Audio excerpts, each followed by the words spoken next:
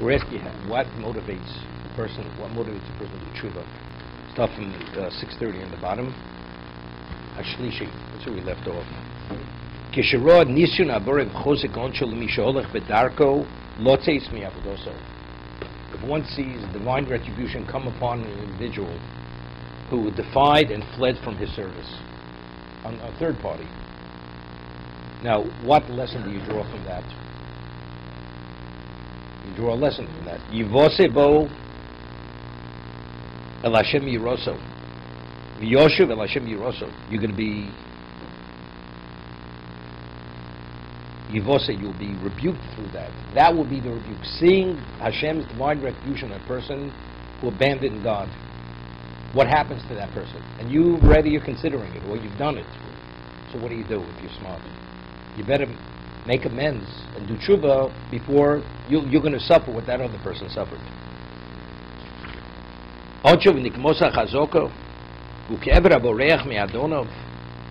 It's the equivalent of analogous a slave that flees from his master. When the slave finds out the punishment of the one who had fled, and who he will be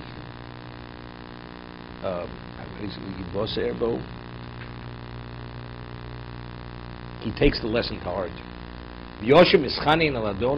She goes and he supplicates the master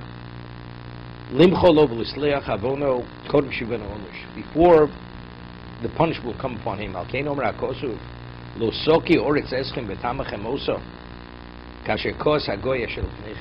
You understand what happened to the previous dwellers, the Canaanim, that the land spit them out, regurgitated them. So to take the lesson from there, because if you behave similarly, the same things can happen to you what happened to them.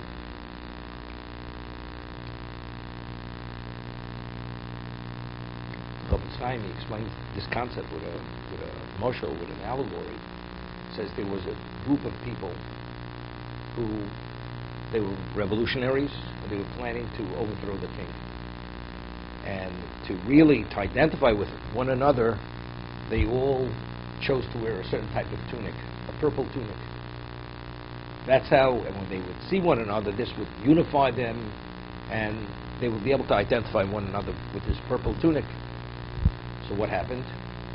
So before they were going to really launch the rebellion, a group of them went to a tavern, and they ate and they drank, became drunk, and they couldn't pay the bill.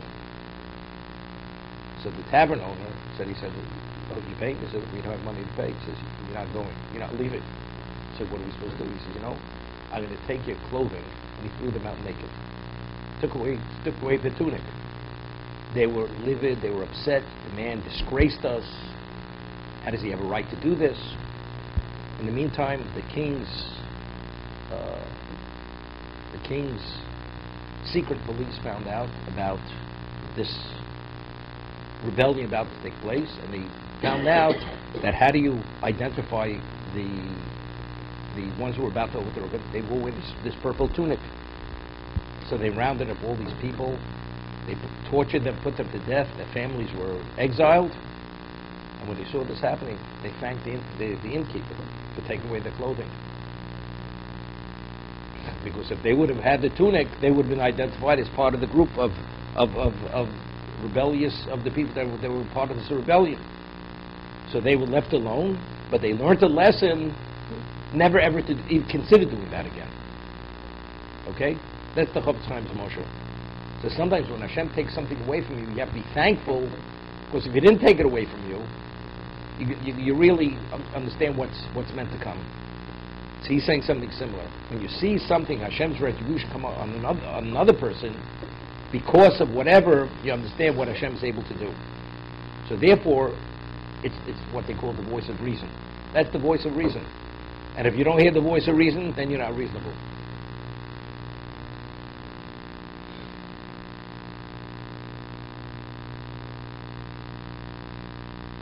Chofetz Chaim has a letter, and Rabbi Matisyahu Salman, the Mashgiach Lake, when he read the letter from the Chofetz Chaim, in the early part of the 20th century, there were earthquakes. I don't know where, in Europe somewhere, maybe Armenia.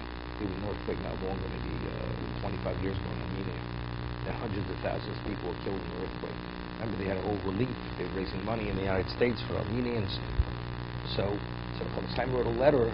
Exactly, this was the message to us, that we have to draw a lesson from that. What happened there could happen to us, and Hashem does this, brings it elsewhere for us to draw it, that we should better ourselves.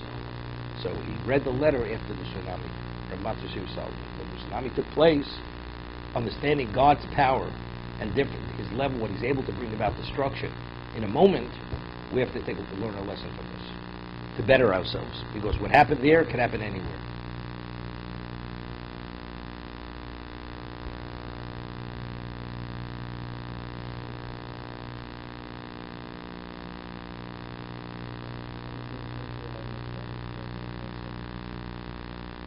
No, not at all. They're in nothing.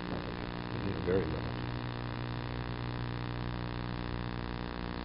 But even the United States, what we have, compared to what could have been a lot worse than what happened.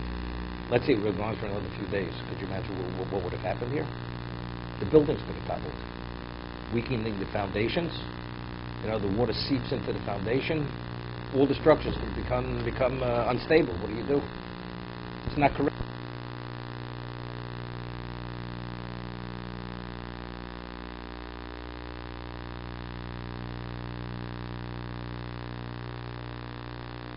It was with his reason to damage, because it was tenable. Could have been untenable.